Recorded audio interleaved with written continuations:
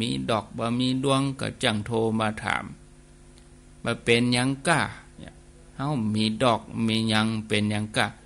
ก็เฮาเซาะบ่ได้เฮาก็เอามือเฮาเนี่ยแตนดอกไม้ดอกบัวตูมเนี่ยญาติโยมนะแต่ถ้าเฮามีใจเลื่อมใสเต็มเปี่ยมก็ย่อมได้รับอานิสงส์ผู้ที่มีใจมุ่งตรงต่อการไหว้พระรัตนตรัยพระแก้วเจ้าทั้ง3ประการระยะทางไม่ใช่เรื่องสำคัญถึงแม้จะอยู่ห่างไกลอย่างใดก็ขอให้เพียงมีใจเลื่อมใสศรัทธาอานิสงส์ก็ยิ่งใหญ่บังเกิดถ้ามีใจเลื่อมใสเสมอกันอย่างเฮาทั้งหลายพอหันยอดธาตุพอพระธาตุเหลืองนะขาวนวลตาก็ดีพระพุทธรูปที่เปิ้นได้แปลงไว้นะแต่ละวัดละวัดญาติโยมพอแล้วบอกว่าหันไก่ใกล้อย่างใดโอ้ญาติโยมเฮามีใจเลื่อมใส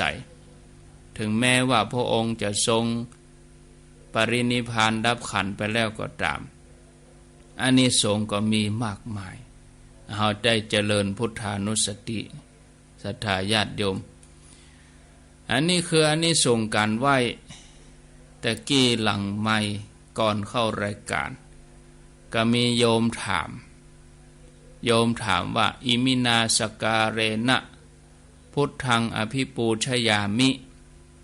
บางคนก็ว่ามะบางคนก็ว่ามิอันใดมิอันใดมะอันใดมะอันใดมิจะว่าอย่างใดก็แล้วแต่ญาติโยมบางเตื้อเปิ้นก็ตีความหมายว่าถ้าว่ามิเนี่ยอภิปูชยามิคือเฮาว่าคนเดียวอีนะแต่เฮาว่ามะคือว่าสวดกันหลายๆคนอันนี้ก็ที่เพิ่นตีความหมายไว้อย่างนี้ดังกับการใส่บาตรสุโขโหมิก็คือคนเดียวใส่สุโขโหมะใส่หลายๆคนอันนี้ก็แล้วแต่จะมิจะมะจะได้เฮาเคยได้ยินเหมือนกันอิมินาสกาเลนะพุทธังอภิปูชยามิอิบินาสกาเลนะธัมมังอภิปูชยามิเฮาก็จังได้ยินเนาะศรัทธาญาติโยมท่านสาธุชนอาหังอันว่าข้าพเจ้าอภิปูชยามิขอปูจาอย่างยิ่งพุทธังซึ่งพระพุทธเจ้าสักกาเลนะโดยเครื่องสักการะทั้งหลายอิมินาคือเหล่านี้บาลีนี่เปิ้นเอาตั้งหลังขึ้นมาตั้งหน้าอิมินาเหล่านี้อาหังอันว่าข้าพเจ้าถ้าว่าอภิปูชยามะก็อันเดียวกันนะเฮาก็พอเปิ้นว่าแล้วแต่พื้นที่แล้วแต่ที่ต่างๆถ้าเปิ้นมะเฮาก็มะด้วยเปิ้นถ้าเปิ้นมะเฮาไปมีเฮาก็มันก็บ่เหมือนเปิ้นแต่ว่าตามมติที่คณะสงฆ์จังหวัดเชียงใหม่พร้อมกับมัคคณายกปู่จานไวยาวัจกรที่เปิ้นมีมติประชุมกันเมื่อหลายปีก่อนโดยองค์การบริหารส่วนจังหวัดคณะสงฆ์จังหวัดนักปราชญ์บัณฑิตน้อยนานตั้งหลายเนาะนักปราชญ์บัณฑิตตั้งหลายครูบาอาจารย์ที่เปิ้นมีภูมิธรรมความรู้เปิ้นมานั่งอู้กันว่าก็ควรจะเหมือนกันหมดเปิ้นก็เลยมีมติว่าเอามิมิก็มิเหมือนกันหมดเลยอย่างเฮาว่าอิมินาสกาเลนะพุทธังอภิปูชยามิก็มิเหมือนกันหมดอย่างเวลาปันศีลก็ต้องลงมิก็มิเหมือนกันหมดอะระหังสัมมาสัมพุทโธภควาพุทธังภควันตังอภิวาเทมิเนี่ยก็ลงมิอภิปูชยามิก็ลงมิพุทธังสรณังคัจฉามิธัมมังสรณังคัจฉามิเฮาก็มิไปด้วยกันเฮามิไปด้วยกันถึงหมู่ตุติยามปิพุทธังสรณังคัจฉามิก็มิหมดตติยามปิก็มิศีลก็ลงมิปานาติปตาเวรมณีสิกขาปะทังสมาธิยามิเมื่อมิก็มิไปด้วยกันหมดเลยอันนี้เปิ้นว่าใจอีนะฉะนั้นที่โยมถามนี่ก็หมายความว่าเฮาก็แยงเปิ้น แยงพอเปิ้นว่าบ้านใดบ้านใดเปิ้นว่าจะใดเนาะอยู่บ้านใดก็เอาไฟบ้านนั้นนะญาติโยมท่านทั้งหลายเนาะฟังเปิ้นเปลี่ยนเป็นมะเขาก็เปลี่ยนไปด้วยถ้าเปิ้นมิเขาก็มิด้วยเปิ้นถ้าเปิ้นมะเขาก็มะด้วยเปิ้นนะกะแล้วอันใดจะถูกก็บ่มีถูกบ่มีผิดอะถูกถึงกู้บ้านนั้นเปิ้นว่ามิก็ถูกของบ้านเปิ้นบ้านนี้เปิ้นว่ามะก็ถูกของบ้านเปิ้น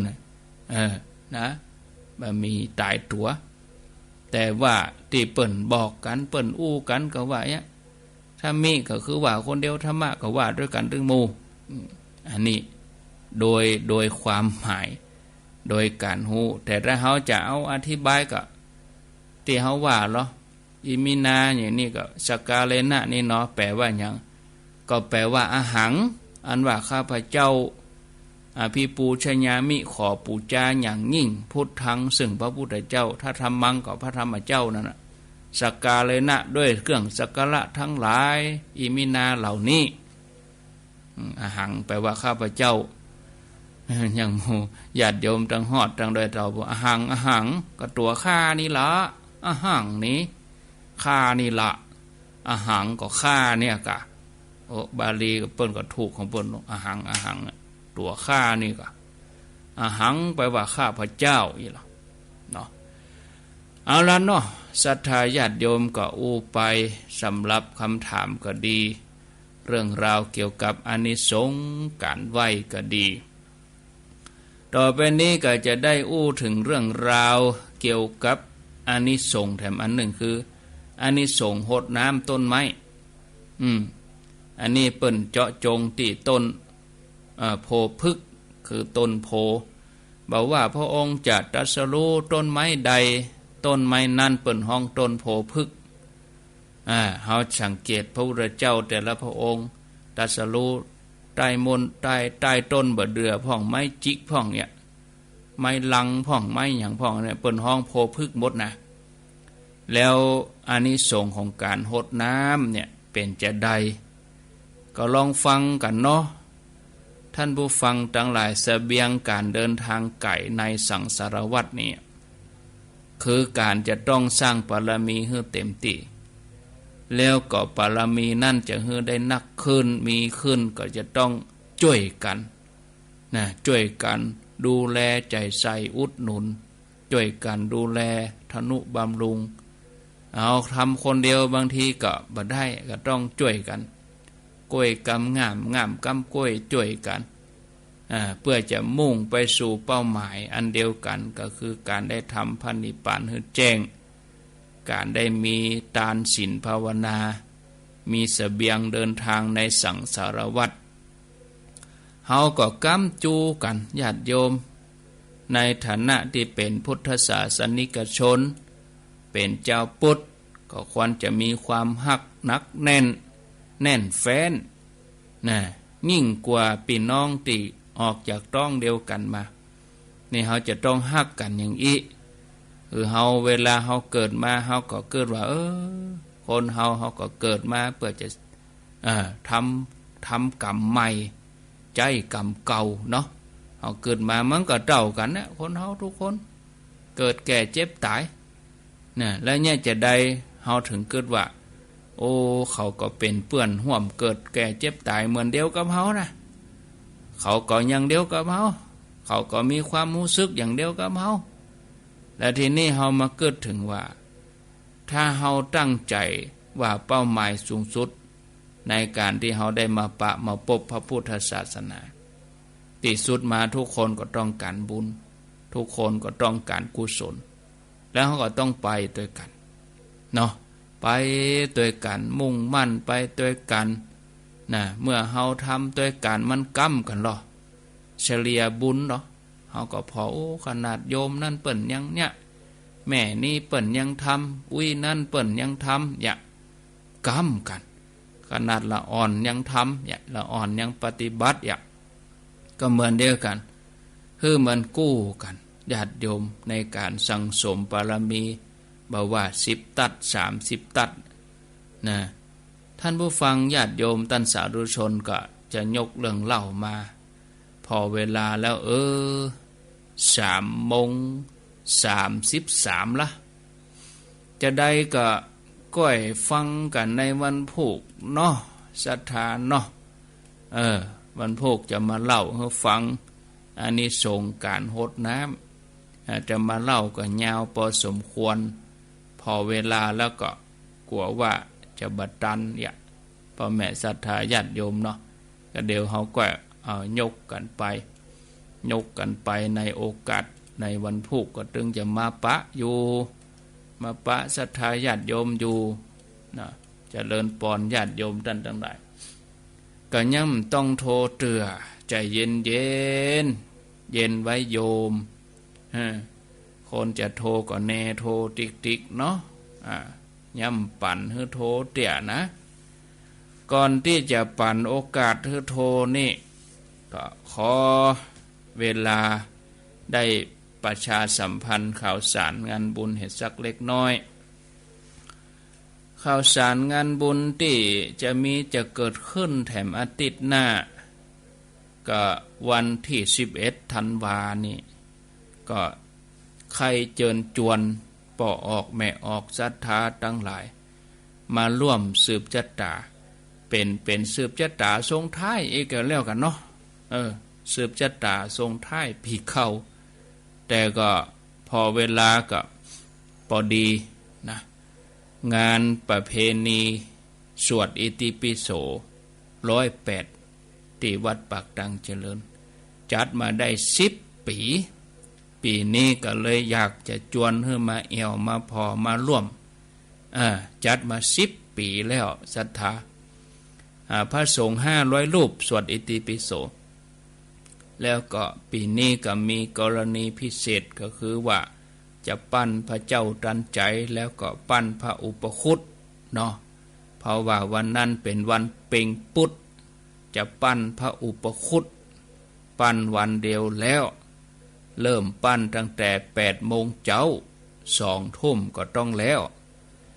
พระเจ้าตันใจก็หน้าตัก109 นิ้วส่วนพระอุปคุตก็39 นิ้วศาลามี2 หมู่ปั้นอยู่2 ข้างตังลานเจดีย์วัดปากตังเจริญนี่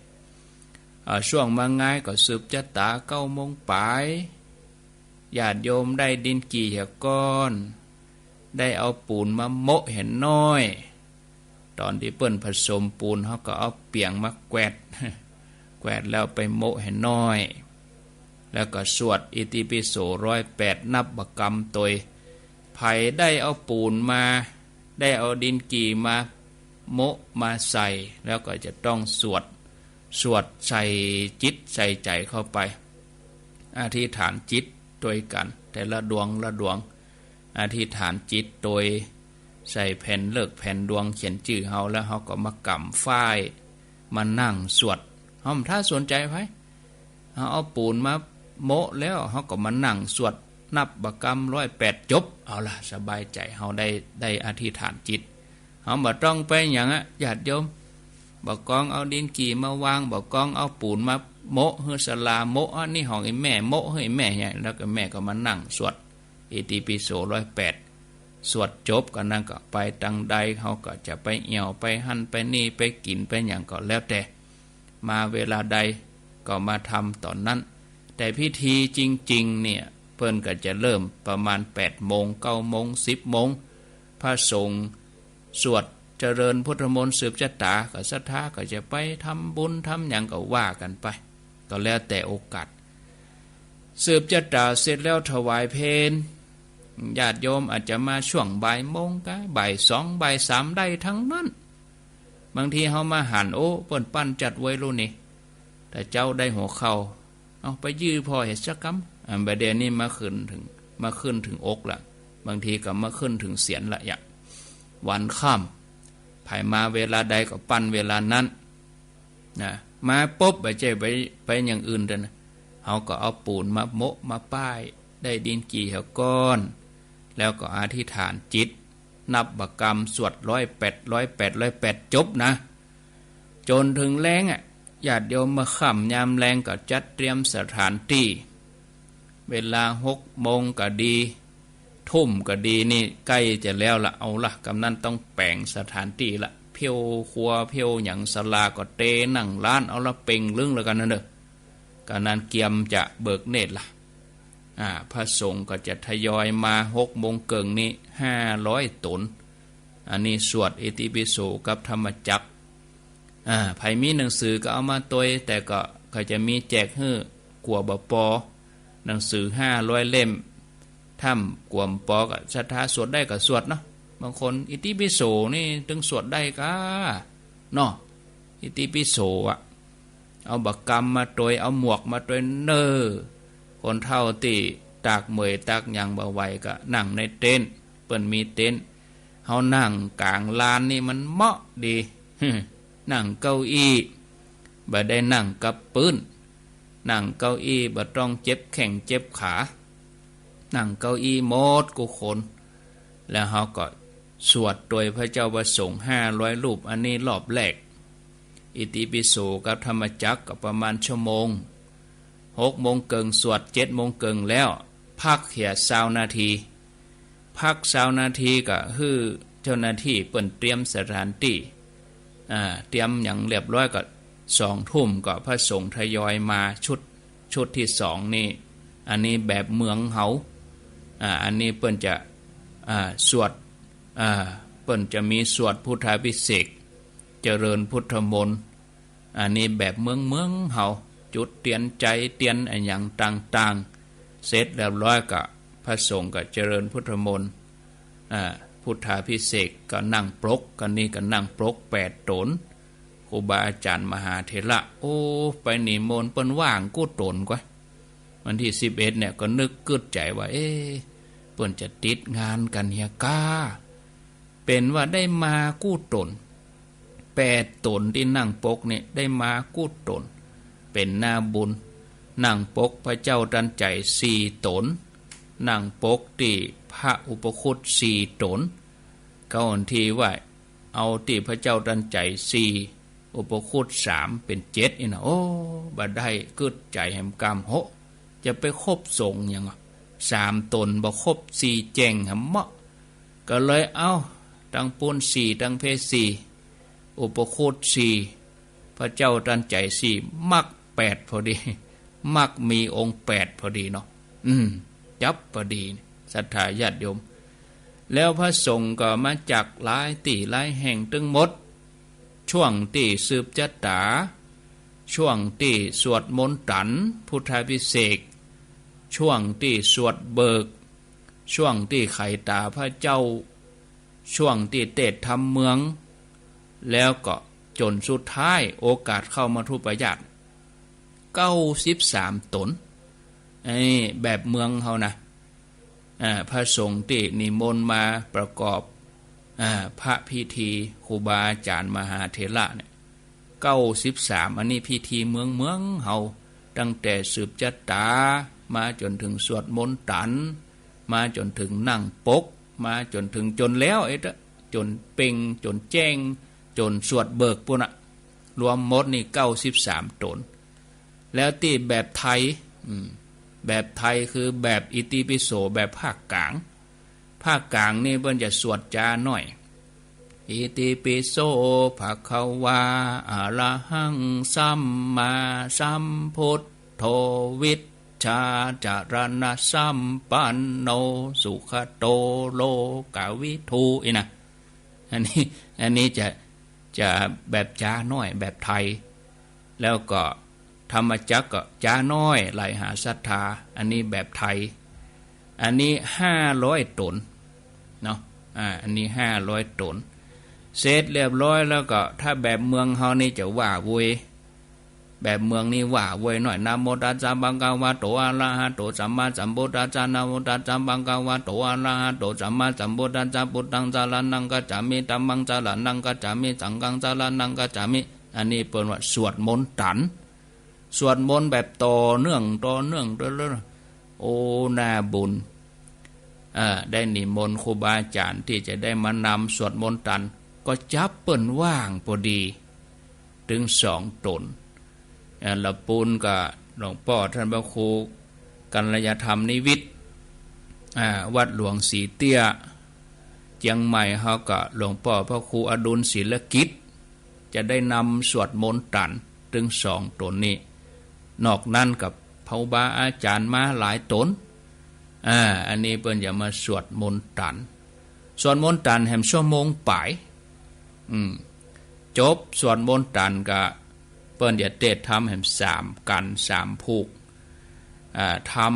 ำเปิ้นจะเตะทำพุทธาภิเษกปฐมสมโพธิธรรมจักรผูกในก็40 นาที50 นาทีใช้เวลาแถม3 ชั่วโมงสมมติว่าสวดมนต์ตันแล้วประมาณ4 ทุ่มก็เตะจบก็ประมาณเที่ยงคืนปลายแหม9 นาทีก็สวดเบิกต่อแถมของครูบาอาจารย์ท่านพระครูวินัยวัดสันสีสันทรายมาแถม5 ตนอันนี้สวดเบิก5 ตนจนแจ้ง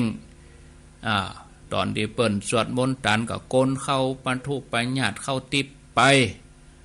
ไผ่จ้างตั้งใดไผ่ถนัดข้าเจ้าบัถนัดนั่งไหวท่านข้าเจ้าถนัดจะไปจ่วยก้นเข้ามีการเฮ้ปะเลอะเนอะเฮาใครรับก็ไปจ่วยก้นเข้าบัถนัดก็ไปเผาข้าวหลามเนาะมี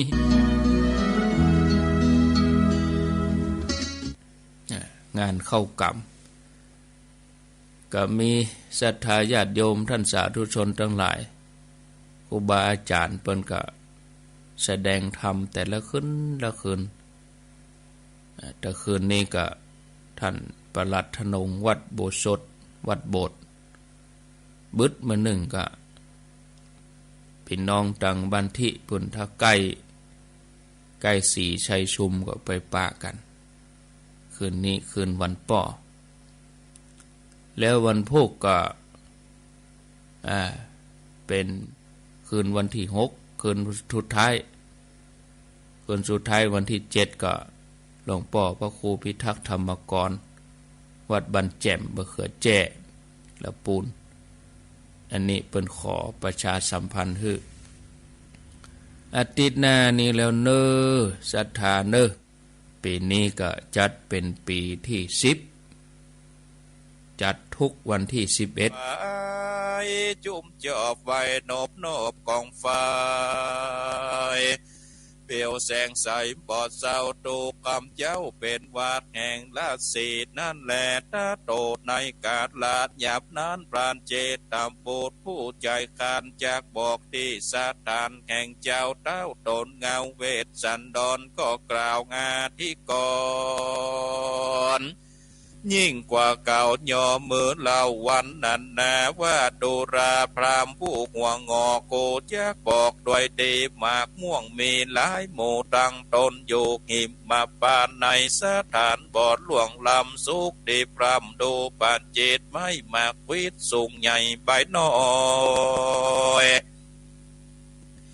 ข้าโนนสุกห้อยข้าน้ำนาใบสามบามี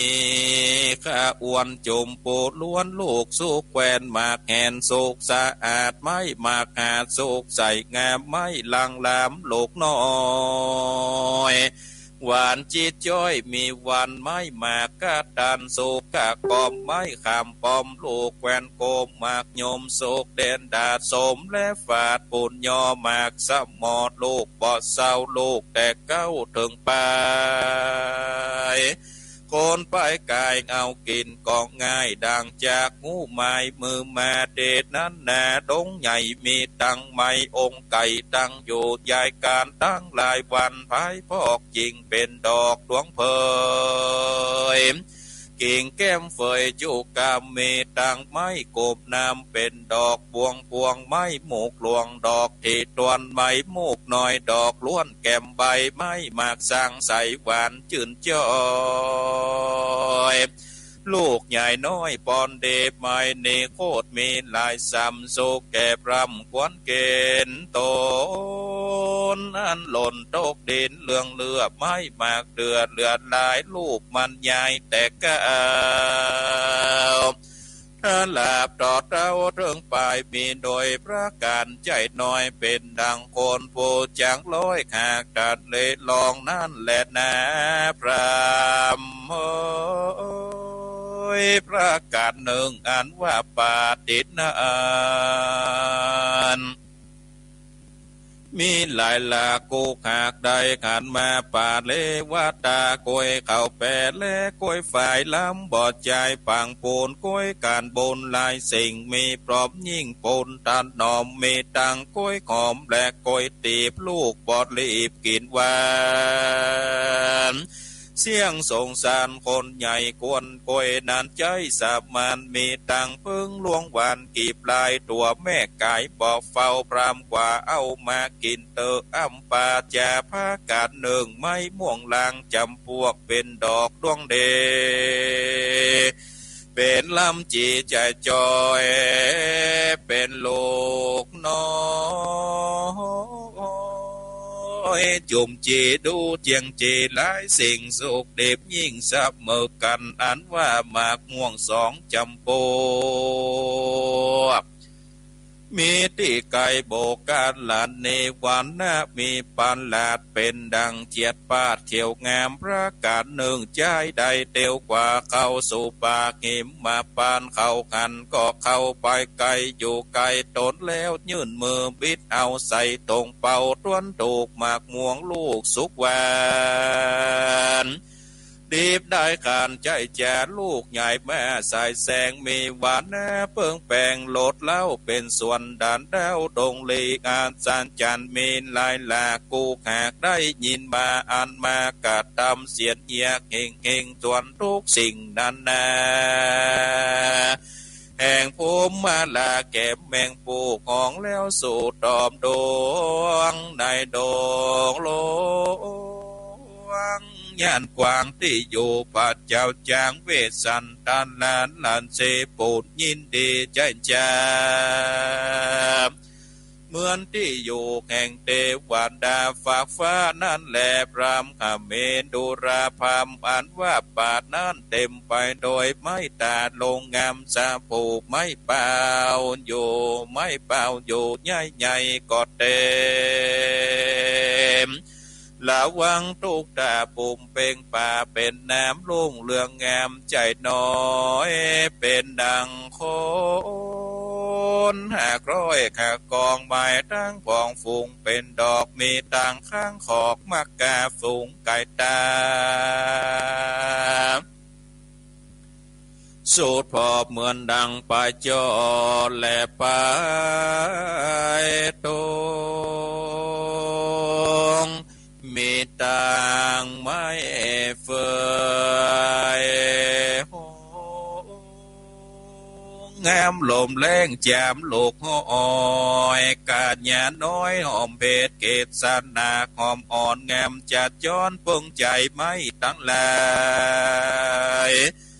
ฝูงนั้นลำเลิศเป็นต้นเกิดแก้มดวงมีไม้ต่างไม้สำลงและไม้ทำแบกอ้อยจ้างแจกใบบางมีจิมข้างคนต่างที่นานตั้นพรามไปหลอดหันกอดจักหันดอกอันจันเลืองตัวเกิดไม้หมวงหัวนำนาไม้หมากนาวน้ำน้อยไม้ป้อยซอยผิวแดงเครือเก่าแฝงดอกที่ตอยไม้โมกน้อยดอกแก้มใบโกดสอดใสแก้มกีบนักการรีบบ้านงามแค่ฝอยลำใบทีก็มีไก่งานสะลมและพรำเกยลงไฟงามใสสะอาดเป็นดังอากาศกลางข่าวอ่อนเต็มไปโดยหมู่ดาวนั่นแลดูราพามผู้เท่าท่านจุงเข้าใจปานโบกาดลาดนีอันพาเสดดอกบัวเกิดแก้มอุบลจังก่อนโสนกีบการตั้งดอกบ้านและดอกเบื่อบัวเขือหล่นโตกเนื้อแก้มผักปุงโลดสวัดทรงแก้มใบกากาดไปโตกไปหลายสาม เกิดเป็นน้ำความหวานดูเจียงคานใจแจเหมือนโบกกาลาดเนฝากฟ้าอยู่แหลงลาเมืองสวรรค์นั่นแหละโทประการหนึ่งอันหวานโลดแห่งดอกไม้ในจิมใกล้สานลาลมพัดมาตกสันหลอกโลดเล่าดอกมัวมานกถ้าว่าวมวนโมกห้องแล้วสู่บินไปเกิดในที่ไกลก็แหกดูไกลเหมือนหมูกิกไม้เป็นดอกบ้านแงมโลดน้ำหวานลายเหลือแหล่ไหลออกมาแต่เงาบัวหวานนัวดีเงาใหญ่หวานแต่ใจปอนดีก็เกิดมีแต่โบกาละนีติดนานเขตดังอันจริงใดชื่อว่าโบกาละนีมาถูนั่นแลดูราตั้นพรามเทาโกแจกบอกกล่าวที่อยู่เจ้าอุดมคืออาสโลมแห่งเจ้าจ้างอันอยู่ปากกวางผาดนมภายเลี้ยลายไปถูกสะหลอกแดนดาวขอกเอมมาว่าลมจอยไปจอยมาบอดลายปัดแต่ไปไตตะกินาแล้วปาดไปโขนปาดจีมาใส่ซองปาดเข้าปองตามต่างประกาศนึ่งมากาจับลูกใหญ่ตวนแต่ใจปอนเดก็เกิดเมลายซ้ำใหญ่น้อยพร่ำมีมาสันสาติญาคือเข้าสาลีเม็ดมันมีขอบยิ่งเขานั้นสิ่งกวนวานเขาเกิดมาเป็นหมู่ต่างต้นอยู่โบกัดลัดนีหมู่ป่าฝาและเต่าน้ำงูเหงือกทำและมังกรปูหอยนอนแทบกลางนาคน้ำกวางในวังป่าดูกังมีมากป่าดันหากยินดีเงี้ยงมันมีปิดมากเด่นพระภาคในวังมีต่างป่าสะเขียนและปากกาดื่นเต็ดลาดยินดีก็เกิดมีในศาลาที่นั่นแหละตั้งว่านังอ่านว่าปาดนานหอมจันเนตสำลิดไปโดยกิ่งไม้และใบไม้เตียนย่อมเกิดโจมชื่นและยินดีกันถ้ามีต่างหลายหลากงอมแล้วคราสวัสดโลบไปมาผมมาลาอ่านว่าแม่เพิงแก็บแมงปูเบนเข้าสู่ดอกดวงหอมบินไปดอ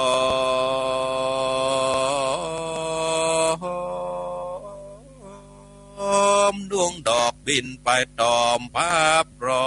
บมองแล้วสอดไปแม่สากุณาโนกตั้งหลายมวลมากมีหลายหลากหลายประการงองกันขันเสียงมวลมาพร้อมส่วนสัตว์ลาเขาเกิดมาสองคาบคือเกิดมาจากท้องสร้างกุณาและเกิดมาในไข่ตัวน้อยใหญ่เสมอกันมีวันนาหลายสานหลายหลากเป็นดังตันหากใดขันมาป้ากันมาเกิดกองส่งเสียงท้องถึงการโมตันติก็จมจืดยินดีสะสู่กับโดยนกตัวกูเป็นเมียก็มีแลแน่พรามเหยเจตาโปนโตอันว่าพรานเจตามโบสพูดจันลาดอันเต้าเจตัดลาดเมืองกวางห่างปานเดสะทันตั้งไว้คักษาปาบไม้หิมมาว่าก็กล่าวการถาดังนี้พรามหเมดุราท่านพามเทาอันวานนกหัวที่เขายินดีจมจืนเขากอดยืนถวายปอนว่าข้าแด่พระเวสสันดรตนภาพเงาพระราชเจ้าจุงยินดีกับโดยสองสาลีลูกเต่าและนางหนุ่มดาวยอดเมียตนอย่าได้มีกังวลโศกเศร้าตูกามเจ้าอยู่ภาวันแนแดดเดือว่าอานกหมูนันจิกใดจือว่านันตากาดูติดยาสากุนาอันว่าโนกตั้งหลายมวลหมู่สาผู้ทวนสองหมู่บินมาจับสาขากิ่งไม้ดาวจิมไก่อาสาโลมมาถวายบังคมขับไหวพระนอไตรตามีกาลสีว่าคาแต่พระบุญเมวิเศษตน เก้าเกตเป็นจีกอคอ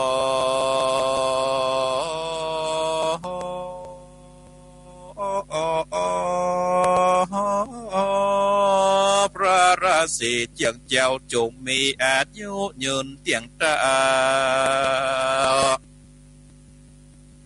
อย่ารีบเท่าลอยแรงโอดใจแข็งอยู่ในเตือนอยู่เป็นเปือนจ้างแลนเสือนเสงจุงปากเป่าปิงลูกแก้วกับนางเลิดแล้วเตวินแดดเตอว่าอานนกโมนันจริงใดชื่อว่าจีว่าปุตตาตาเตญะสกุณาส่วนนกต่างหลายมวลหมู่ต้วนสามหมู่บินแม่ชื่อว่าปิญญาพุทธารำร้องมีเสียงก้องกิบมาปานเขากอบมานามาสการดาบโบราณใส่สว่างเจียนจัดจังถวายปอนว่าเทวาข้าแด่พระผู้ตอนเจ้าจ้างจงอยู่เสพสร้างตังบุญอย่าได้ถ้าลุนกำเกียรติจงอาษาลูกน้อยเนตรใส่ใจจงอยู่ในปากกว้างในตาตั้งดงลีเป็ดละสีอยู่เต้าต่อตูคำเจ้าก็ทำเปลี่ยนตึกว่าอันเขตนั้นจริงใดชื่อว่าจีวีพุทธาปิญญาจิโนจะโดนทาสังกุนาสวนโนกตั้งหลายพร่ำพอมต้วนสีหมูน้อมถอยปอนว่ากาแด่พระเวสสันดรนอไทยงานอยู่ในปากเห็บมาวันกับด้วยเจ้าจารีและกันแห่ลูกตากับทางนางหนุ่มนาวใจบานโอดอยู่ในดงด้านปัดยางกลางป่ากว้างดงลีจุงเป็นลานสีโตนสวักสวัดกินลูกไม้ขาดหัวมันเป็นของฉันต่างเข้าแก่พระราชเจ้าทั้งสองพระองค์ใส่ใจจงเจ็บสางอย่าละมังกะตำพลอย่าได้มีกังวลเดือดงอนลำบากคอนข่มใจจุงคือมีไม่ตีจมเชิญไว้นบน้อมยื่นเปลวไฟเตอว่าอันนกโมนันจริงได้ชื่อว่าปิญญาพุทธาปิญญาวันตาสกุณาอันว่านกทั้งหลายสิหมู่บินเข้ามาสู่ศาลาบินไปบินมาส่องตัดหลับข้างห้องจ้างปูนฟังเขาแม่แปลงอ่างติดนั่งแทบข้างฟังโบกะละนีและนาวัจนางอันว่าป่าไม้ดูงามสะอาดอันดาเต็มไปโดยไม้ต่างลายเป็นต้นยังใหญ่อยู่ของแถวอยู่โบผาเป็นดังฝูงโคตรมาแสงร้อยเหมือนดังจอดน้อยอยู่แก้มตรงนั่นแหละนาพรามเคยพรามกับเมดูกาลาตันพรามเท้าอันว่าปัญญาเจ้าเวสันตันละแก่นไทยอยู่ป่าไม้แดนใดท่านพรามไปก็ขากจากหันบอดยาท่านจุงเข้าป่าดงดานท่านจากท่านลงผ่านพิเศษผูกเก้าเกตเป็นลันเซมาตือขอดลีเกี่ยวใดยังโลกไม้เครื่องปูจาจำมาว่าเศษนุ่งนางเสือลายสนที่นอนเนื้อที่ทอนลันนีท่านยออันจุลีนับมาจากการตามโบราณบอดสาวดูคำเจ้าแห่งเป็นวาดพระราศีนั่นแหละอันวาดที่อยู่แห่งพัญญาเวสสันตันลาแก่นถ้อยผ่านเจตาพูดบอกไว้ดูงามส่วนจูจากแก้พรามนั่นสายมันก็ได้ยินคำบอกกล่าวแห่งผ่านเจตาพูดนำออกกล่าวถ้อยบอกตั้งไปมันมีหัวใจสั่นแหละพรามใบบาปจากภาษาไหลยังกำอันเปิงใจว่าดูราท่านพามเจ้าใจต่อเจ้าใจมอดลานโกสวดว่าเขาสัตตูลายดวงใหญ่นำเพิ่งใส่จุอานอันนางใจหวานที่ตวนแปลงเกิดล้วนแก่ปี้มามีตังข้าวหนมแดกงานและข้าวก้อนหวานเจ็ดจอนเจียงเจนมีตังของกินลำและข้าเท้า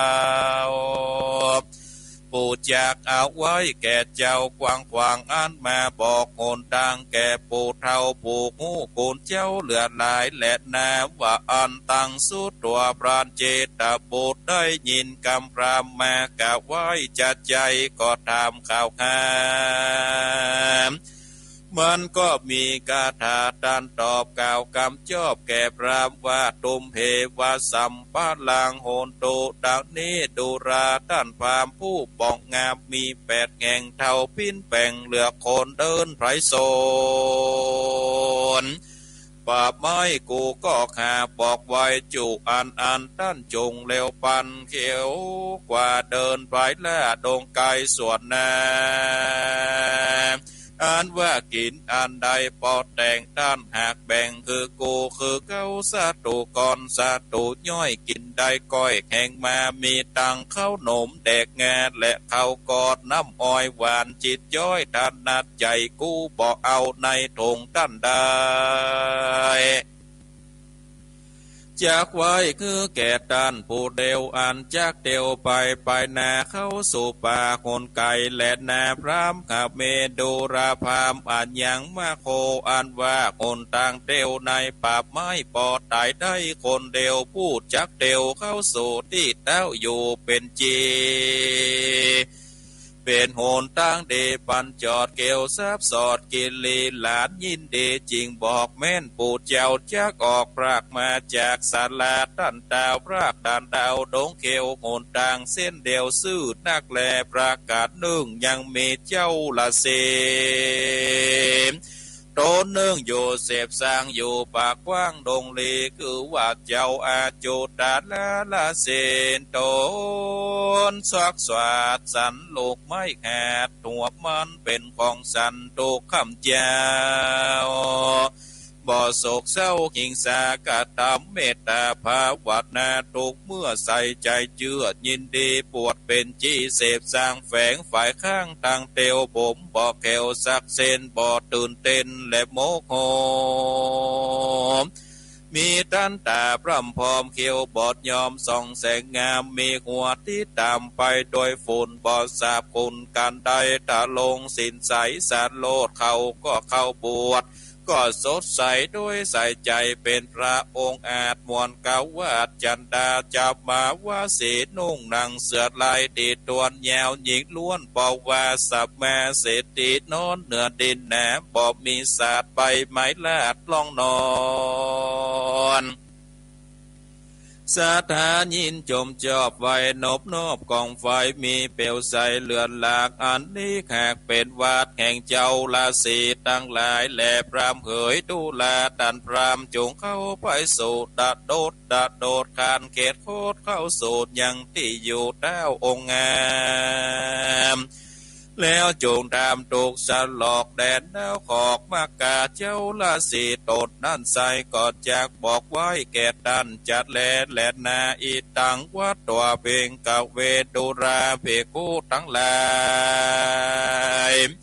มวลโมตวนนาสัมภูอาลาคันตาส่วนโยจากกาพรามผู้เท่าจัดเยือดแต่วงพรามได้ยินกำงามแห่งพานเจตาพูดบอกกล่าวที่อยู่เต้ากษัตริย์ตาปาทากิจนังกัตวามันก็กะตามแวดปาทักสินใจยินดีจมเจือนโนบนอบยืนอันจุดลีเจ้าอันจุนตาละเสโตบุญกว้างอยู่เสพสร้างแดนได้มันก็เข้าไปในฐานะเดชนั้นก็มีวันนั้นแลดนาจุลวันนาเนติตากิจญาอันกล่าวห้องจุดละปนอันประดาปาดาไปโดยคาถาว่าได้35 บาทประกาถาก็บังคมสมเลเสด็จเอาละศรัทธาญาติโยมท่านสาธุชนนักศีลนักบุญทุกท่านการได้เตดน้ำเตดธรรม ธรรมมหาจาตุจุลปนผูกต้วนหกก็ได้ปัลลิปุณนังจบลงไปเป็นที่เรียบร้อยแล้วศรัทธาญาติโยมท่านสาธุชนท่านทั้งหลายอันว่าธรรมจุลปนนี่ก็ถ้าฟังไปเพื่อนก็พันนานาเนาะศรัทธาญาติโยมท่านทั้งหลายพันนานาถึงป่าเนาะมีไม้ต่างหลายต่างๆนานาอันมีอยู่ในป่าในป่าในดงก็มีอยู่หลายสิ่งหลายอันโดยกันนะศรัทธาญาติโยมท่านทั้งหลายมีหลายสิ่งหลายอันโดยกันเพราะฉะนั้นก็จะอู้ไปนักไปหลายนี่ก็จะอู้เรื่องไม้นี่ศรัทธาญาติโยมอู้เรื่องไม้มันก็มีเนาะมีไม้สะปะยังก็ได้กล่าวไปถึงศรัทธาญาติโยมได้กล่าวไปถึงการผูกต้นห้าเนาะการผูกต้นห้าตีตอนตีพรามชูชกนี่ได้เข้าไปที่อยู่ของพานเจตบุตรมา32ตัวก็มาลุมล้อมเฮาแล้วก็ได้ทำให้พานเจตบุตรนั่นก็ฟังไว้วันนี้นี่จะอันเป็นจะได้มาตั้งหลายนี่ก็ได้เข้ามาเห่าสะปะสะปันเนาะได้เข้ามาเห่าสะปะสะปันหลายอันทำให้บอกงูว่าเสียงยังเป็นเสียงยังก็เลยไปพอเป็นว่าพราหมณ์เนาะพราหมณ์ตุดจกเนาะพราหมณ์ตุดจกเข้ามาอยู่ในป่าในดงเนาะในป่าในดงแล้วนี่ก็ทำให้พานเจตบุตรก็เลยบอกว่าสู่เป็นไผลูกตังใดมาอยู่ที่นี่มาอยู่ที่นี่ข้าจะพาเอาหัวอกจะจกเอาหัวใจไปประปูจาเทวบุตรเทวดาที่อยู่ในประตูป่าไม้ที่ข้าษาประตูป่าไม้เนี่ยพราหมณ์ก็เลยบอกว่าโอ้ไปข้าได้จัดใดมันบ่ถูกต้องแหละเนาะข้านี่เป็นนั่นผลท้องว่าเป็นคนถือราชสารเป็นคนถือราชสารแห่งพระเจ้ากรุงสันใจพุ่นจะได้มาผลท้องว่าจะได้มาอาลาธนาเนาะมาอาลาธนาบ้านพญาเวสสันดรเข้าไปสู่ในบ้านในเมืองเพราะว่าเพิ่นได้กึดเถิงอย่างลูกเพิ่นคือพระเวสสันดรกับนางมัตตีเจ้าจารีกันหาเนี่ยก็ทำให้นี่ศรัทธาพานเจตบุตรก็เชื่อเนาะพานเจตบุตรก็เชื่อก็เลยได้เจิญยังพราหมณ์ชูชกนี่เข้ามาพราหมณ์ชูชกเข้ามาลงมาเราเอาหมาไปมัดแล้วก็ลงมาบอกเป็นอย่างว่าไม้ตั้งหลายที่อยู่ในบ้านในเมืองนี่ศรัทธาญาติโยมไม้ตั้งหลายถ้าว่าท่านเดินไปท่านจะปะไม้สะปะอย่างบอกว่าจะเป็นไม้แบกไม้สนไม้สะปะตั้งเรียงรายอย่างในนี่เพิ่นว่าไม้จะเคียนหนุ่มกลางเกียงไม้ลังเลียงดอกจ้อไม้สะข้อเปลือกบางไม้ยุงยางสูงปนเปื้อนนกแอวเลื่อนไปมาเนี่ยอันว่าไม้สาขานั่นกวัดแกว่งไกวไปมาเหมือนดังจ้อเหมือนดังตุงแล้วในป่านั่นก็มีนกสะปะอย่างมีนกพลละดกห้องเสียงเบางกเทาเบาห้องเสียงสว่างนกล่างร้องเสียงใสบินไปไก่จิ้มใกล้เหมือนหมูไม้นาเนี่ยเปิ้นกับพันนาศรัทธาญาติโยมท่านทั้งหลายเนาะเปิ้นกับพันนากับศรัทธาญาติโยมได้ได้จ๋าเนาะได้ได้จ๋ากันแล้วเมื่อเขาได้ได้จ๋ากันแล้วนี่ได้ฟังเขาจะมาพันนาเรื่องนกเนี่ยก็ถือว่ามันก็หลายอย่างในดอกก็มีดอกบัวดอกป้านดอกสะปะดอกเกศเก้าดอกสะปะเนาะดอกตีนเป็ดก็มีนะเนาะ มีสปะสปันในปากหิมปานอยู่ติใกล้อาสลมโหนทางนั่นก็เป็นโหนทางอันซื่อหากว่าท่านได้เดินต่างสื่อไปที่นี่ก็จะปะไม่ปะโหนทางนั่นเตียวได้คนเดียวก่อยไตก่อยเต้าไปแต่ว่าเป็นโหนทางอันซื่ออันใสศรัทธาญาติโยมท่านทั้งหลายท่านก็จะไประวางทางก็จะไปปะใส่อจุตลสีซึ่งอจุตลสีนี่จะไปอู้ไปจ่าไปเทศในปุในธรรมมหาปนปุศรัทธาญาติโยมเป็นธรรมที่อจุตลสีอู้กับพราหมณ์ที่เพิ่นจะบอกหนทางในธรรมจุลปนก็ผ่านเจตบุตรเพิ่นอู้กันสปะอย่างก่อนที่จะเดินทางนี่ผ่านเจตบุตรก็ได้คือเข้าเนาะเข้าพร้อมดังน้ำเพิ่งเอาไปกินในป่าในดงแล้วพานนี่ก็บอกว่าแล้วปู่พามตุจกนี่ชูชกนี่ก็เลยบอกว่าโอ้ข้าวหนมข้าวสตุก้อนสตุผงข้าวหนมวงข้าวหนมแดกงาดังน้ำเพิ่งน้ำอ้อยที่อยู่ในถุงเนี่ยข้าก็บอกเอาไปเนาะข้าก็จะเอาคือเจ้าพานเจตบุตรเอาไว้กินไว้ใจเหี้ยเถอะโอ้พานเจตบุตรก็เลยบอกว่าโอ้บ่เป็นยังท่านจะได้เดินทางไปแถมไก่อยู่ถ้าว่าเดินทางไปแถมไก่อยู่นั่นนี่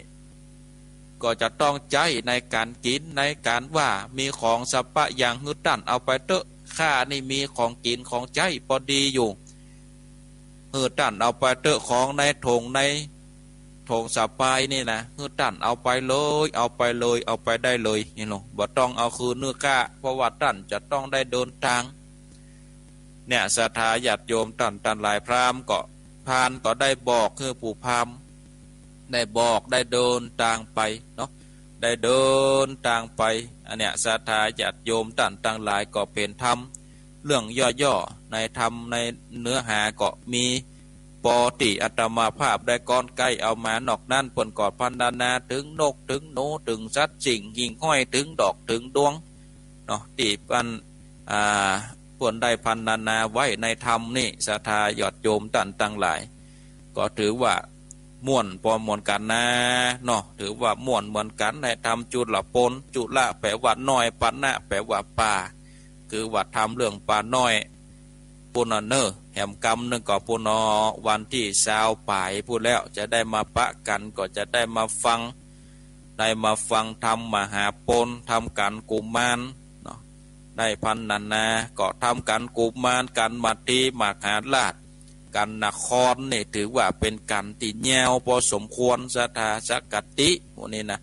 เป็นกันตีแนวพอสมควรก็ต้องใจเวลาในการเทศโดยเฉพาะการมัตติมหาราชนี่โอ้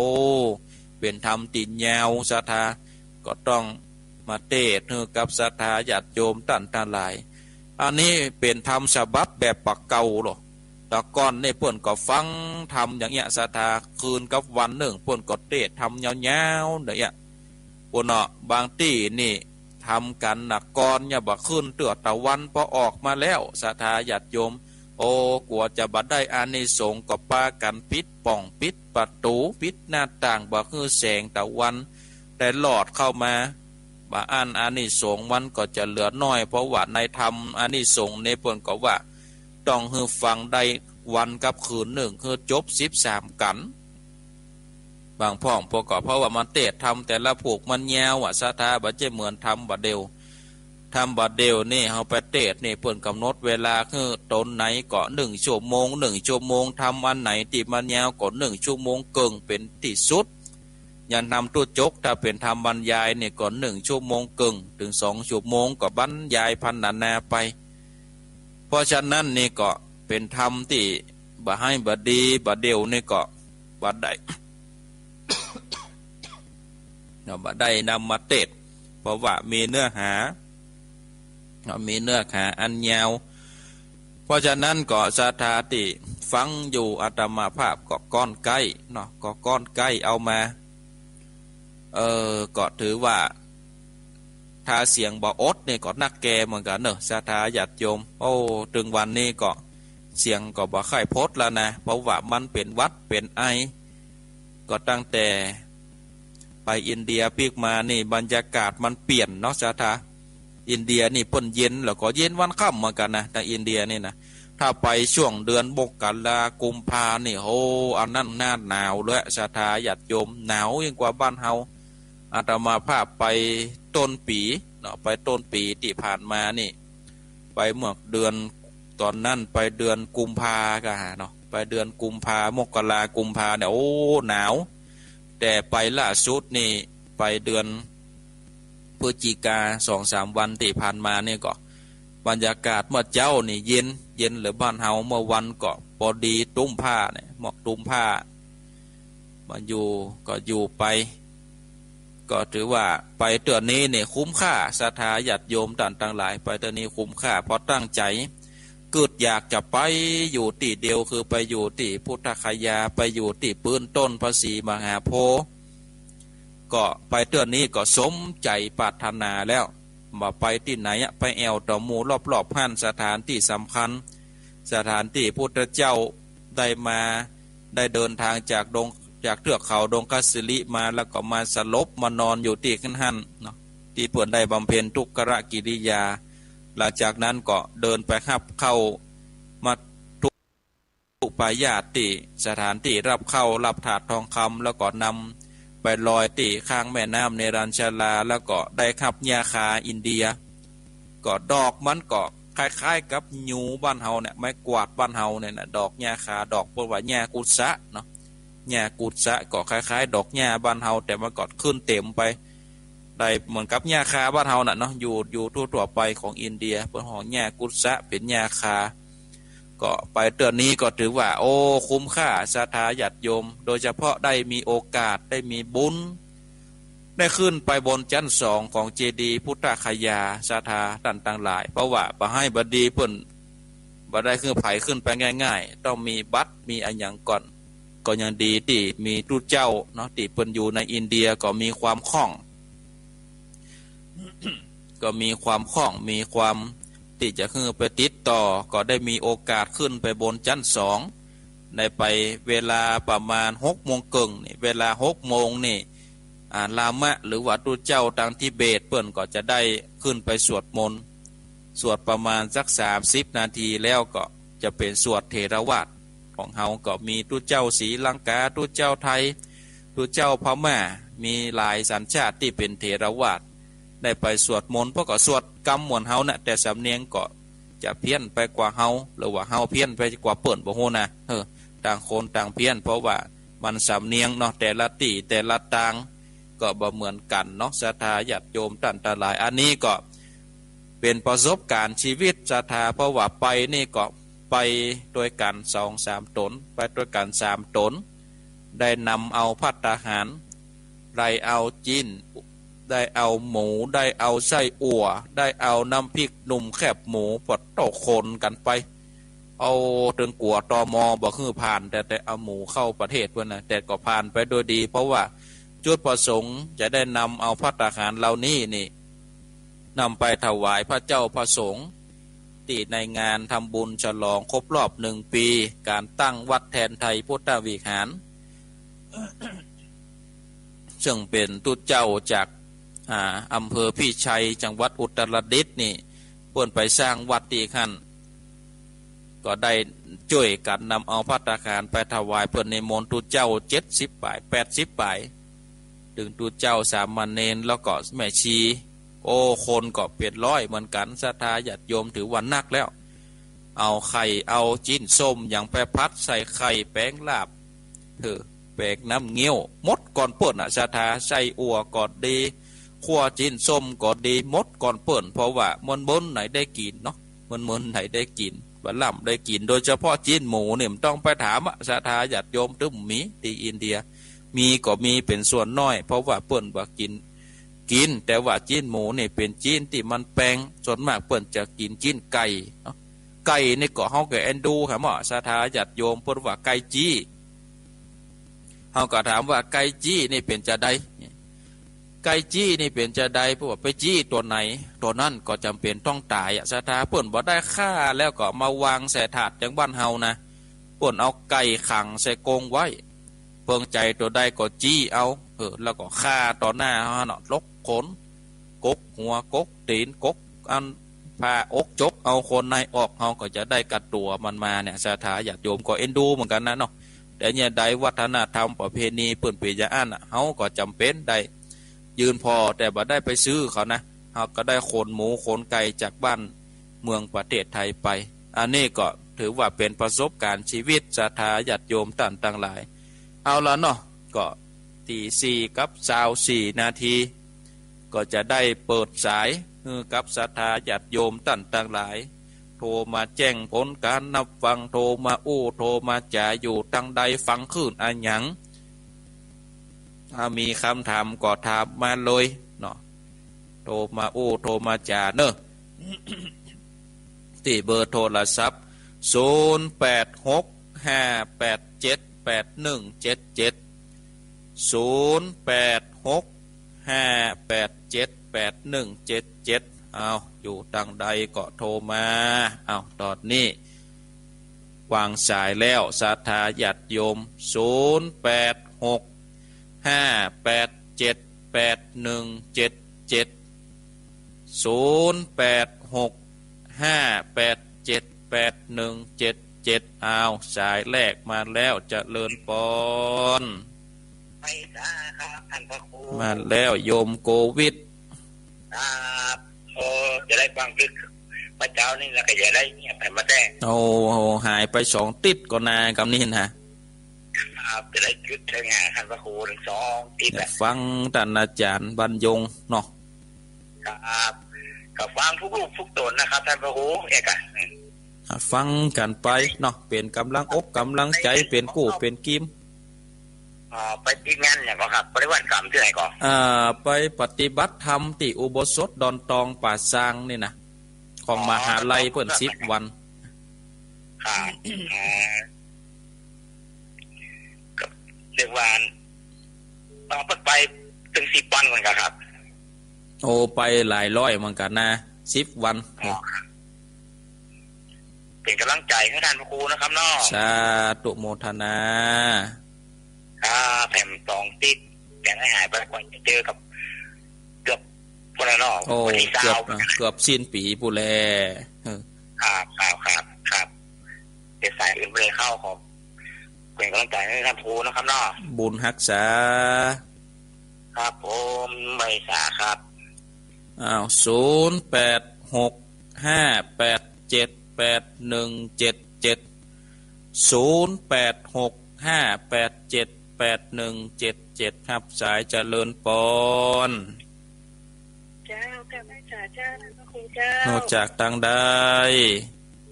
น้ำพระพระเจ้าท่านน้ำเมื่อพระแม่มาลีกะ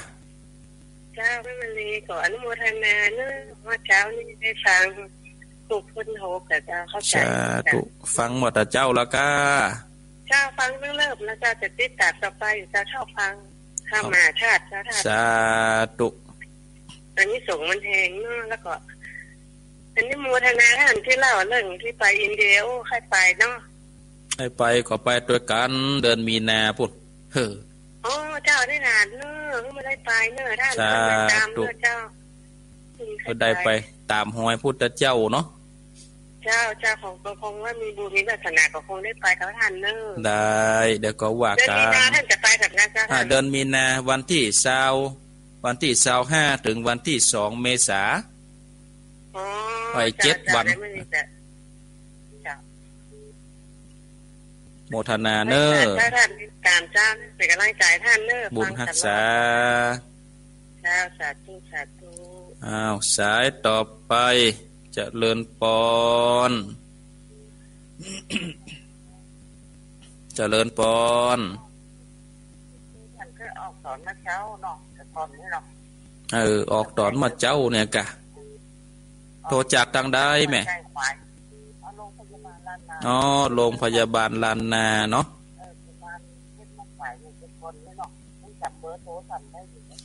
นี่เบอร์โทรเก่าเบอร์โทรเดิมเลยนะนี่นะ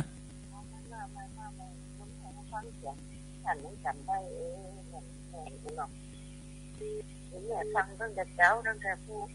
ตัวที่วัดนั่นคงบอกเจ้าตั้งแต่อาจารย์ห้องลูกแล้วเจ้าไม่พลาดเจ้าเพิ่นเจ้าเลยครับ อ๋อดีแล้วดีแล้ว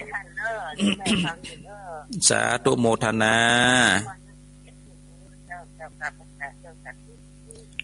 อ้าวสายต่อไปเจริญปอนไหว้ศาลเจ้าท่านพระครู มาแล้วแม่จันฟังเป็นลำดับลำดาหมุนดีเนาะม่วนดีมันก้องมันจองกันม่วนดีนะเนาะ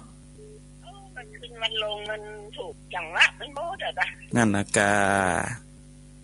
ฟังละม่วนไปอันอินเดียอินดูน่ะเอาไก่มาขายว่าอันเอามาค้างกงหรือว่าเอาไปเจี๋ยจันนะกะโอ้อันนี้เอ็นดูมาแต่ก็ไม่ได้กินเนาะไม่ได้เอาแล้วมันก็มีกับปัจจัยในมณฑลขายขวดอ่ะจันนะกะไม่ยิงในปนอยู่บ้านบ่ได้เนาะก็นี่น่ะด่ามันเขาไปยังมีนะกะหล่ำข้าวด่าอยู่บนทางอ่ะโอ้ตึงกัดลำตึงพักตึงไม้ป้นงามนาเนาะโอ้มันไหนใส่ปุ๋ยใส่ยาอ่ะนะกะโอ้ดินปนดีแต่ลำน่ะกะลำเป็นอะไรเป็นมาพัดเล่งเฮาอ่ะนั่นน่ะกะขนาดบัดใส่จีนยังลำยาเนาะนั่นน่ะกะโอ้5 บาทโหจับใหญ่แต่มันขนมาเมืองไทยได้เนี่ยเขาจะซื้อมากันนะเนาะขนาดแต่เขากินของหลาแบบนี้มันถูกนะนั่นน่ะมันถูกสิ่งแรกเข้าไปภาคเป็นวัดไทยโมดะมันของกินนั่นแหละเจ้าตาเฮาอ่ะจะไปติดแม่ครัวนะแม่นแล้วเนาะคนไทยทั้งนั้นน่ะเนาะคือถึงแล้วยังม้วนอยู่น่ะเนาะประทับใจแต่มันม่วนดีคือชัดเจนเลยเจ้าสาธุโมทนาเจ้าไว้สาเจ้าอ้าวสายต่อไป0865878177อ้าวฮับสายเจริญปอนน้องเบลนะครับน้องเบลวันนี้เราค่าเราก็คืออภิรักษ์เป็นเจ้าแล้วล่ะโอ้วันนี้ก็ตื่นเจ้าเหมือนกันกูเจ้นี่เนาะตื่นสองเก่งนะครับโอ้ตื่นเจ้าเหมือนกันต้องไปจ้างครับแล้วเดี๋ยวจะต้องได้ส่งเงินขึ้นเมื่อเดือนนะ2 วันก่อนอ๋อเนี่ยความกตัญญูเนาะก็กตัญญูแล้วครับเรื่องนี้กับเรื่องก็เกับแม่ก็ดูแลกันไปนะกันเนาะ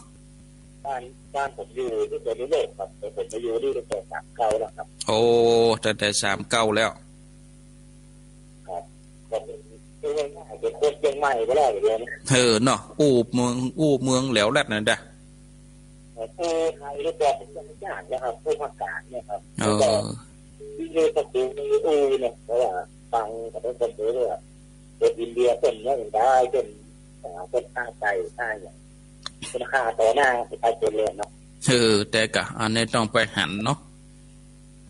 มันเป็นประเพณีเต้นนะนะกะเป็นงานตีบ้านป่นจ้ะเฮาก็ไปคัดขวางป่นไปได้จะได้โดนซับอย่างไก่แล้วกะเหลืองไปห้ามต้นเหลืองได้แต่นั่นนะกะเป็นกำลังใจให้พวกคุณสาธุโมทนาสา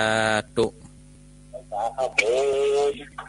อ้าวสายต่อไป0865878177 เจริญปอนเจ้าไว้ซาเจ้าโทรจากทางใดโทรมาจากกาดนัดบ้านดอนเจ้าอ๋อกาดนัดบ้านดอนเจ้าก่อนกูกันถึงเรื่องขาไก่เนาะถ้าสมมุติว่าเฮาปิกี้เอานี่นะคนถือว่าเฮานี่เป็นจำเลยที่1เลยนะถ้าพี่โตพี่ตานี่นะถ้าเป็นกรรมก็แปลว่าเฮาเดี๋ยวว่านักเลยคุณติขาจังแล้วเนาะเนี่ยน่ะก็นั่นนะกะน่ากะเฮาเป็นจำเลยที่1เฮาเป็นโซนสังฆานะเจ้าเนาะแล้วก็อันทำเนี่ยก็เหมือนกันนะเจ้าก็ ยายก็ฟังก็คือว่ามันเก่งมันเก่งกว่าอันจริยามุกง่วนเนาะจริยาง่วนมันย่อๆเนาะมันย่อๆตามเวลาเดี๋ยวมันกินอันมดเนาะแม่นแล้วเจ้าไปซะเจ้าบุญฮักษาเจ้า0865878177เจริญปอนเจ้ากราบไหว้เจ้าท่านพระครูท่านนาอาจเจ้าเอาจากดังได้อยากแม่สุกแก้วท่านศรีละพรศรีเสียแม่สุกแก้วจ้าวันนี้เป็นผูกที่6แล้วเนาะผูกที่6แล้วเจ้าฟังท่านมาแต่เจ้าแล้วเจ้าเขาเข้าใจดีใจเนี่ยเจ้าฟังไปเลยๆเนาะฟังกันไปเนาะเจ้าเพื่อกำลังใจท่านพระครูท่านอาจเด้อเจ้าสาธุโมทนากราบไหว้เจ้าสายต่อไปเจริญปอนเจริญปอนมาชการเจ้าโตจากทางใดที่ไหนก็แม่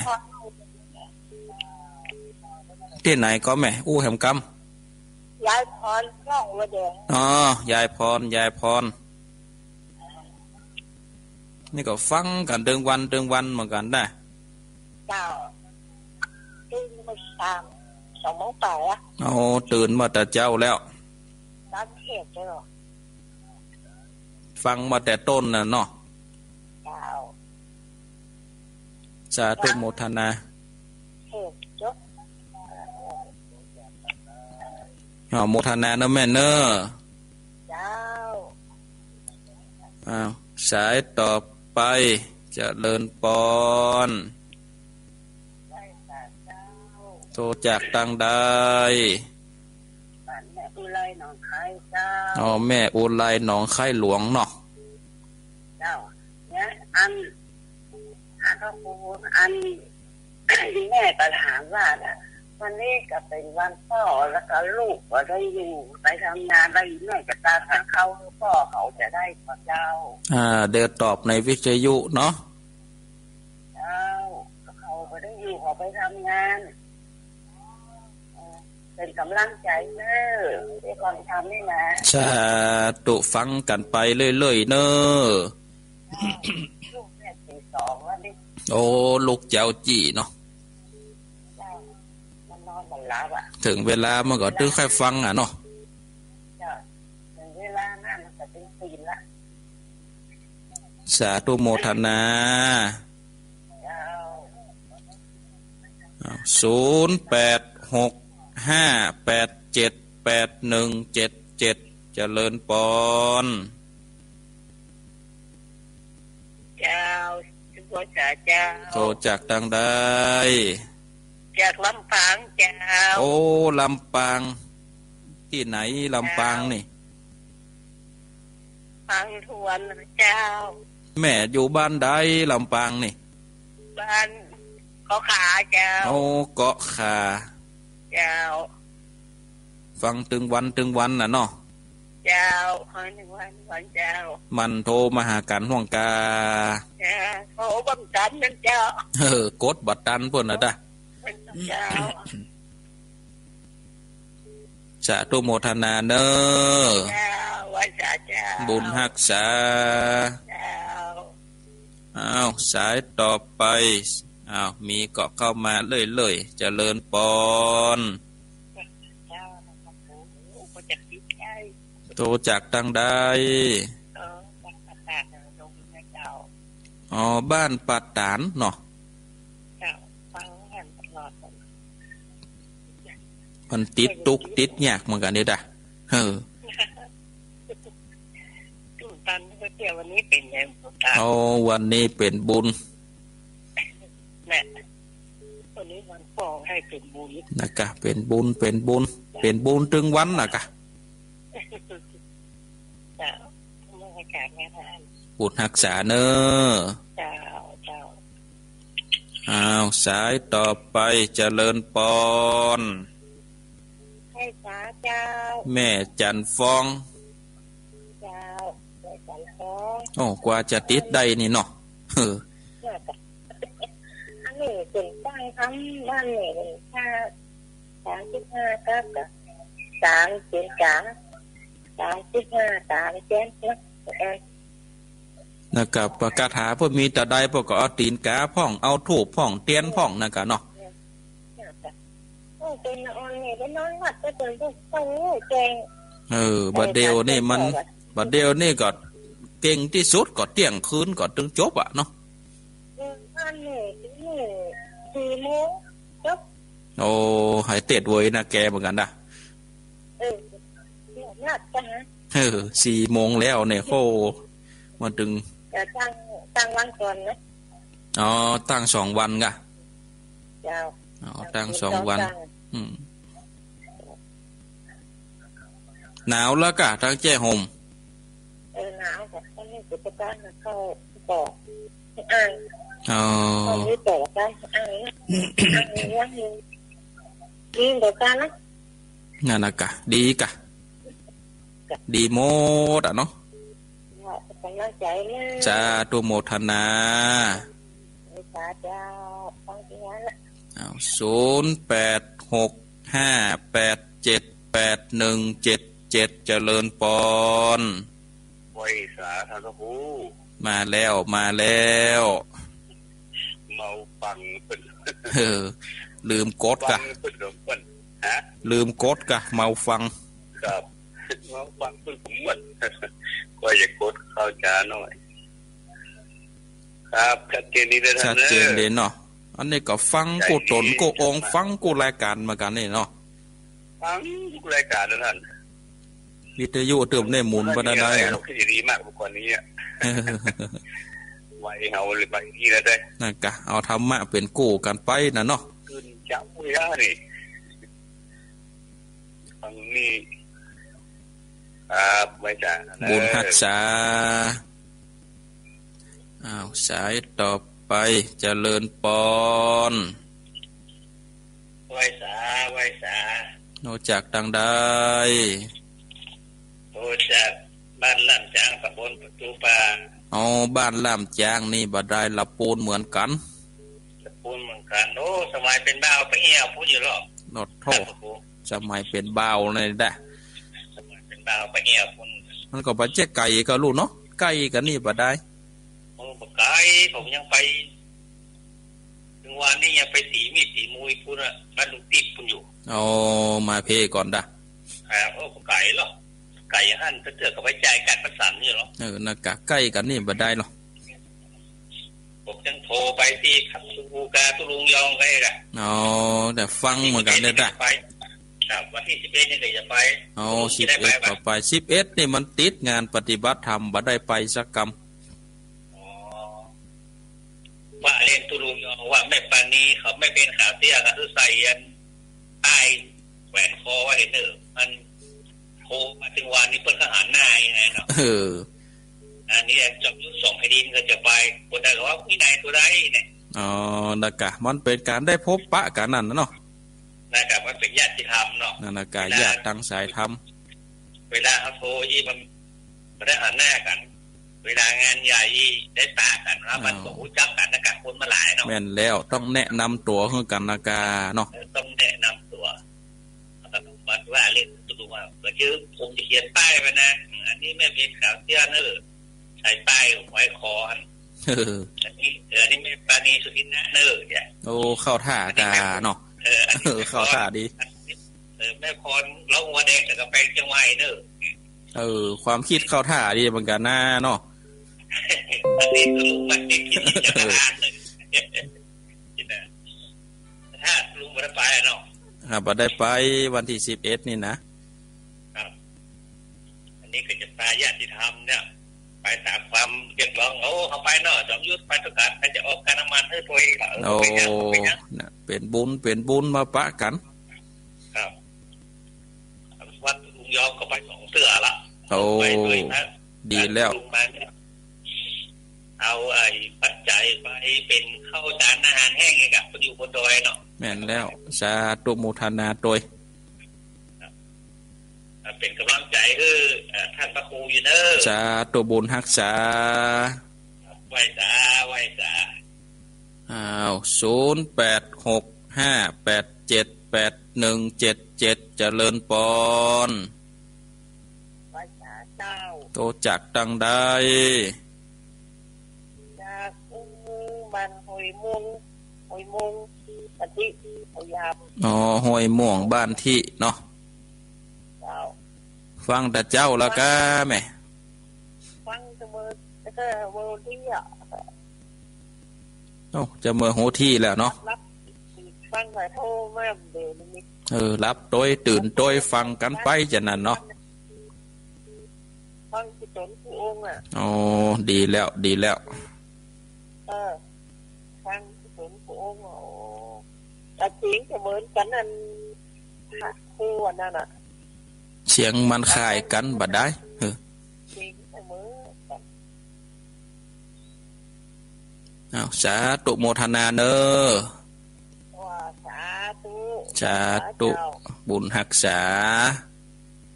เสียงมันเหมือนกันบัดได้แล้วมันโตมันนี่เหมือน